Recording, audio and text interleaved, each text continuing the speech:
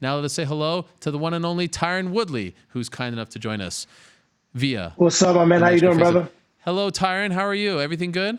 I'm doing good. What did old Queef have to say about me today? Oh, not much. You know, he was just very excited that you were going to be on and appreciated your tweets about him and all that stuff. Yeah, I'm sure he had all that to say. Let me ask you, what did you think of his performance on Saturday in the cage, the actual fighting? Just the actual performance. He had a great performance. You know, put a lot of pressure on Robbie. Very good game plan to press Robbie like that and really deflate him. Some people don't recognize how exhausting wrestling can be. And yeah, he may not have gotten taken down the 18 or 19 tries that he attempted, but to fight the takedown, to get the underhooks, to defend, to push him away, to really be hesitant to let your hands go because he might get underneath you, and just an unrelenting pressure he put on him was impressive. I can't hate on him and act like he didn't put on a performance. I've never been a guy that's just been a hater for no reason. He may not have the most power, but you can't really fault somebody for something they wasn't born with. So he has to throw 600 punches. 600 punches maybe equals 60 of Robbie's punches. So he was smart. He kept himself out of harm's way. He kept mixing it up, kick low, kick high, pity pat, elbow, punch, go for the shot, block the shot, run around, circle, press. So he did. It looked like a drill match, to be honest. And he had a good performance. I think Robbie kind of lost focus in the fight. I think he tried to put something in the can just because he wanted to try to unload a power shot. I feel like I'm on ESPN right now. Are we on ESPN right now? Well, we kind of are, yes. Am I at the death? Where am I still at? You're breaking it all down for us. Are we on a post-fight show? Sort of. So, yes, performance-wise, I won't take away from what he did. He had a great performance. All right. Well, I appreciate. Yeah. Robbie kind of, was a little bit one-dimensional, and his arms got fatigued. And in the fifth round, when he needed the big punch, he didn't have the juice in his arms to throw it. Sorry. Right. Got caught up with Covington right there. Do you think that performance was enough, the win was enough to get him the title shot? Do you feel like, all right, that's the move that has to happen now, him versus Usman? It wasn't the performance. It's the drama that's behind it. So whether he fought Robbie or not, the Robbie fight was a place filler. If Robbie won, of course, the UFC's shown statistically that they love Robbie. Robbie's in the welterweight division. Nobody has been progressed to the title as fast as him. When he lost to Johnny, he fought Matt Brown quickly, Jake Ellenberger quickly. Boom, he was right back in there. You know what I mean? So it's been shown that the type of fights. If he has two fights that are historically two of the best world title fights ever, it's crazy to have one. But Robbie has Carlos Condit, Roy McDonald, and just a very good streak in the welterweight division.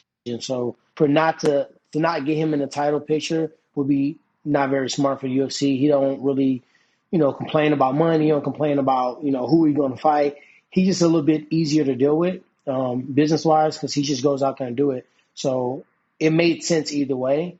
So it's a good place filler until Kamaru Usman is healed up and ready to fight. So when you see all this and you see Colby saying what he does, like, is there a part of you that's like, man, I put in the time with this one. I had to listen to this guy. My time. That should be my time is my time. My time is my time. Nobody can have my time. Nobody can have my reign.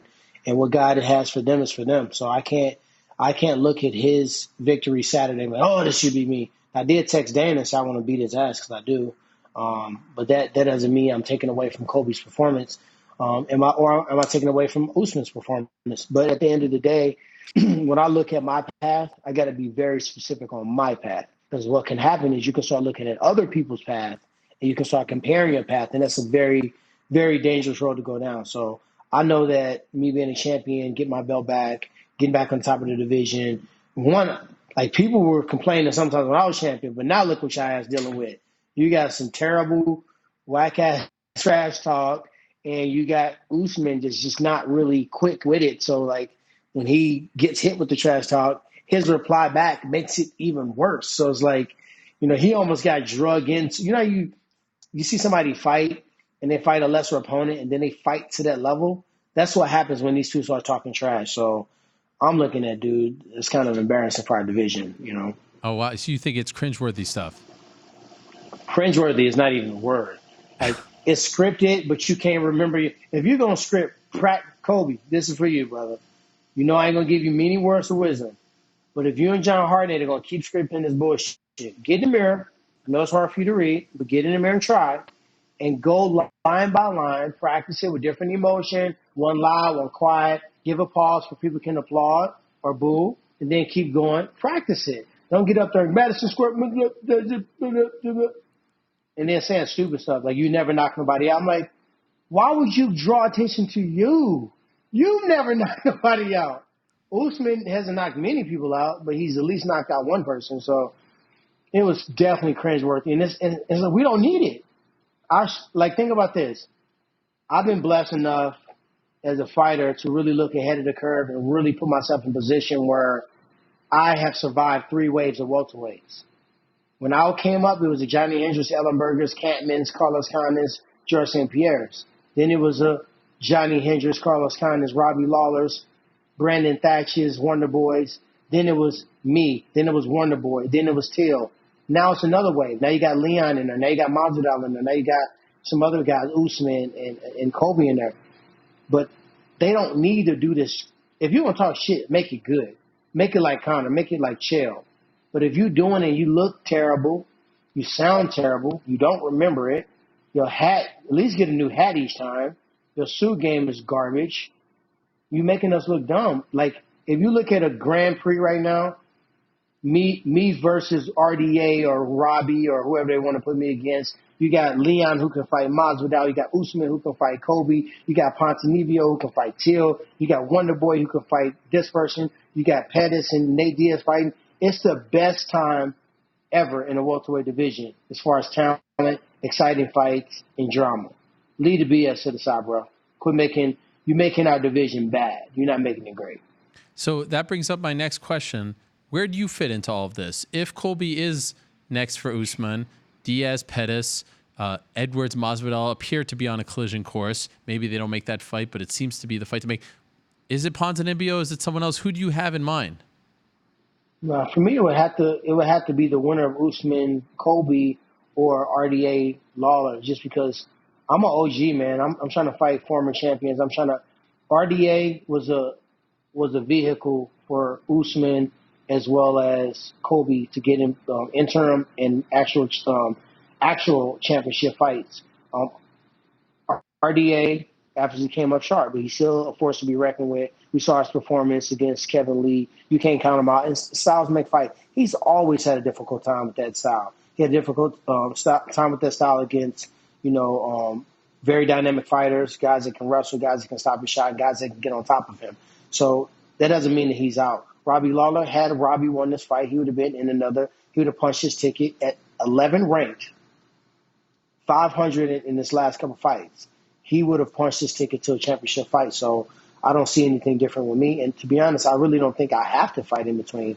I think that the authentic drama and beef with me and Colby prevail. And it may be a situation where the decks start getting shuffled. This fight happened. Maybe the fight don't happen. We don't know. Maybe somebody piss hot. Maybe somebody get injured. So I'm just going to be prepared. I'm in Vegas right now. I just landed. So I might as well hit Dana and hunt her up and grab some food and see what's next for me. But I haven't thought about that until you just said it. Okay. How's your hand feeling? Hand's feeling better. I'm going to Heather in a minute. Heather a beast, by the way. And I don't want to knock on my homie Jesus in L.A. because he watches our show. He watches this show. And if you don't get the love, he going to beat me up. So I got great people behind me. A lot of CBD, a lot of freaking healing. I could have plugged CBDMD right there, but, I'm saving my plugs for after we get off this MMA stuff. Okay. Okay, so is it 100%? Like, could you return later this year or no? I will return later this year, for sure. Okay. Well, then you say that you should fight the winner of, Colby versus Usman. If they're going to fight in November, that would mean that you would have to fight someone else. We'll see. I mean, what I've learned is your mouth is a power in the tongue. You start pairing yourself up, people get excited. Right. UFC hears it and they start matching it up. You start to say when you want to fight, then those questions start getting asked. Physically, I'll be prepared to fight this year. If it comes down to a point where it makes more sense for me to sit back and spectate and pick up the winner of this next fight, obviously that's going to make the most sense because it's all about getting to the title, getting back to the title, getting the title, winning the title, keeping the title. So At first, obviously it was like, damn, it was like a terrible moment. But right now, it's like very motivating. And when I got on watching that fight, I'm like, let's go to the gym, let's go run. I had to go for a walk. I was so annoyed. I was so annoyed by the fucking circus, and I was like, Ariel, did you really post that? What?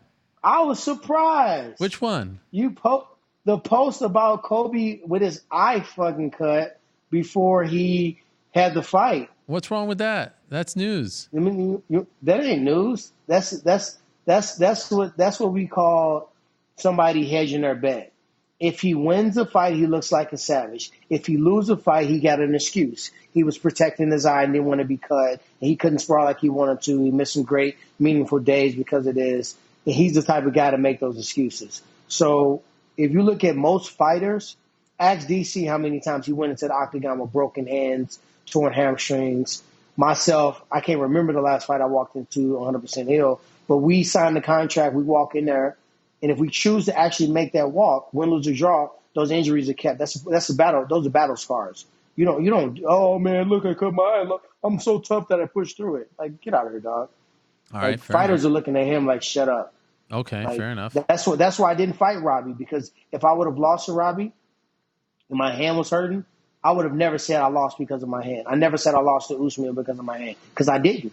So I wanted to make myself that win, lose, or draw. When I walk in there, no excuses. Nothing's going to be brought up. Now, I have to ask you about this because I was with you last weekend in Edmonton. Picture gets posted of you and Masvidal, and then Dylan Dennis comes at you. What was that all about? Yeah. He was saying that you weren't a real friend. He's trying to pick a fight with you. What's that all about? You've been in a good place at good times. You know what I mean? I'm gonna drop some premiere stuff today. I haven't even announced it yet on social media, so people are gonna hear something for the first time here today. Oh, okay. But when you were doing your exercise in the cardio room, I wasn't supposed to be there. I was supposed to be at a different gym. That didn't work out. The person I was training with, literally Uber to me, and then you walk in the room and randomly you see Tyron Woodley training with one of the greatest trainers of all time, Firas.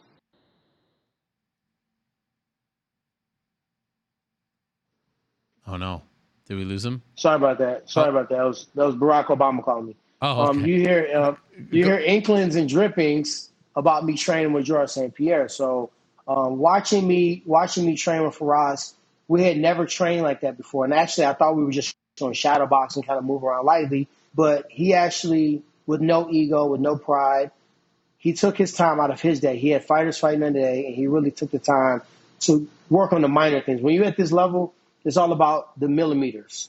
It's not about the miles. It's not about the marathon. It's about correcting millimeters. And we just, it was like an instant sync. I'm like, wow, it's crazy. But I'm a true martial artist. I'm a true student to the sport. And so is he. So we just bounce ideas, mostly him.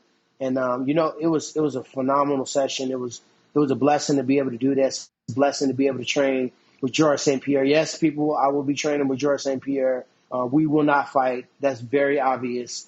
There's no point for me not to train with one of the greatest, if not the greatest welterweight of all time, and sharpen myself. That's something that's motivating me. I can't really act like the Kamaru Usman fight was motivating me. I can't act like the Colby fight was motivating me beyond the fact that I just want to smash his face in. But this motivates me. It makes me excited. I'm eager to train. I'm eager to learn. And, I'm excited about it. You're going to do your whole camp at TriStar with Firas and George and those guys? No, I got a great camp, and the good thing about my camp is the reason why we move the way we do, because that humility. I talked to Duke Rufus. He knew I was training with him. Dean knew I was training with him. They was excited to hear what I learned and what I picked up. They want to know if I'm going to continue to train with them. And, I brought, Raymond Daniels, and I had Sage Northcutt in. I had, Tang from Boston, and all these different people come into the camp and help out and play the influence. Jakal from ATT. So many different people. I can go down the list and naming people that have helped me out. But the ego-free, humility, martial art form of training allows me to be able to do this. Dan Lambert, the same way I can train at Rufus Sport. It allows me to be able to do that and be the best fighter, because that's the end goal for everybody. Okay, and so I don't mean to be a stickler, but you didn't answer the question about Dylan. Was that on purpose? Hey, brother. We colleagues now. Okay. All right. You like how I took that? That was I just good. don't want to give unneeded Fair. unneeded attention. There's so many great things going on in my life right now. So many great things going on in the UFC's welterweight division. I don't need to talk about kind of side piece. Okay, no problem. But I got to say, the way you took a left turn and gave us other news to trump that news was pretty. I mean, you are a veteran, so that's a job well done on your part. That was a job well done. I must admit. Colby Usman, who do you have if they do fight? Can you tell, like, from an analyst perspective? Very tough. Very tough. I can't say one thing. It's any man's fight. Both of them, neither one of them known for their punching power. Usman would have a little bit more power, a little bit more relaxation to flow. They both have very strong minds. I don't think anybody's going to break in this fight. I don't know exactly how Usman deals with somebody rattling him. I joked him a little bit, but I never really went after him. I never really attacked him. I never really did the antics that Kobe's doing. So I'm interested to see how he responds to this. Funny thing, talked to Usman yesterday randomly. Oh, he hit me up, and really? Yeah, I talked to him yesterday, and it's like wrestlers, we're weird, man, because like it's clear I want to beat your ass. I want my belt back. That's facts. Not because I don't like you, because I know I can't have a close fight. I can't fight Usman and just be a point fight. I got to beat him down. That's why I got to get my belt back. But even with him knowing that and me knowing that, we still can have a layer of respect, which is appreciated. There's really a lost art in the sport. So it doesn't pay me to do it, but I got to hats off and salute to the champ. Okay. Wow. And so you said you had some gifts for us. What else did you have? What did you want to break on this show? Yeah, so today at midnight, okay. I've been like, when I'm quiet, guys, I'm never sitting on my ass. I'm always working my ass off. So in addition to training, getting new training partners, new people to help sharpen iron. I got a lot of original content I'm producing. Obviously, you guys know that acting is something I do, but music is something new. So tonight at midnight, we'll be dropping the second single, official video for a music video entitled Money in the Love, Archangels, which is half part T. Woodley, which is me, other half part T-Dub-O. We shot this video, and it's a perfect time to plan it out. Everybody in life, everybody in entertainment and sport and business, it's a rough time for everybody. People are committing suicide. People are having a rough time losing jobs. We just saw a massacre of terrorism just happened recently. So this song, Money in the Love, is just really talking about taking a break, pumping the brakes. Life ain't what it was in the past. Life is not what you foresee the future being. But sometimes, I know you're guilty of this. I'm guilty of this. We're moving so fast, Ariel. We don't take a time to stop and thank God and stop and appreciate the blessings we do have and stop to, you know what? I know I complain about this, but my life can be a lot worse. So this Money in Love is a feel-good song. You're riding through California with the top drop, palm trees rolling. Everybody's happy. Everybody's having a good time. It's an uplifting song, and it's a good reflection of what it feels like to have that little moment of bliss. So that'll be dropping at midnight tonight. Money in the Love, Archangels. If you guys have not downloaded Chaos Theory is amazing. Over 1 million streams so far. We're trying to push to the 10 million mark. And it's all done independently. So I'm excited with the project. I'm excited with the video. And excited to get back and train and fight and rehab. I love it. Life is going up. Well, you're like a Renaissance man. Like one day I see you playing celebrity basketball, and you're traveling here, and you're shooting this, and you're dropping this. Yeah. And I don't know how you have time to. And you're working. You're doing the desk stuff and all that. Yeah. I want to see you in the booth too. I think you could do that too. Yeah. I want to see you like calling the fights. Cage side and all that. I want to do that. I want to do that. Yeah. Exactly. I know you're probably gonna watch this. That's something that I probably would do better than actually the analyst desk, because just being able to react quickly and see what's going on, and having been trained with so many different people, so many different coaches, knowledge of so many different techniques, jiu-jitsu, wrestling, boxing, striking, strategy, IQ, fight teams. I've trained at almost all the top fight camps outside of Greg Jackson and maybe one or two others. So I would love to do some commentating. But after this video drop, I'm dropping this video at midnight. Champ Life is going to be a movie. Celebrity basketball with 2 Chainz, Quavo, YG, Snoop Dogg, Mayweather, me, Logan Paul, Jake Paul. We got that. We got Murder Beats, and Murder Beats because he's from Canada. one of the top producers. Some turn up with me, him, and Snoop Dogg at the Snoop Dogg Complex. Then we got Wiz Khalifa last weekend in St. Louis. We on stage with him going crazy. So yeah, man, people just need to see that you're working. It's not about flowing. It's not about showboating. It's not about clout. It's about saying, I'm blessed. God's blessed me. He's put me in some great position. I got some great people around me, a great circle. And these are some fruits of the labor. So Money and Love will start the party off. Champ Life, will put the nail in the coffin. And then after that, we're going to drop a video every week after that. So we got 4 music videos that are dropping back to back to back. So Money and Love tonight. Next Monday we're going to drop Champ Life. If not before then, probably by Friday. And then the following week we're dropping a video called Insanity. Then we're dropping Dead Ass. And then it's just going to trickle from there. Keep doing your thing, my man. Thank you for doing this. I know you had to fly in, and you've got a lot going on today. That's all right. I appreciate it very much. And let me know how that meeting goes with Dana and Hunter. I'd love if you need some help, if you need a backup or so to help, hey, push the cause. Well, I know one thing for sure. Me and you definitely would never be in the same room at the same time. We got to fight our own battles. I don't know where you at right now, but I'm at least on neutral ground. Yes, it's good to be neutral. Thank you for doing this, Tyron. I'll speak to you soon.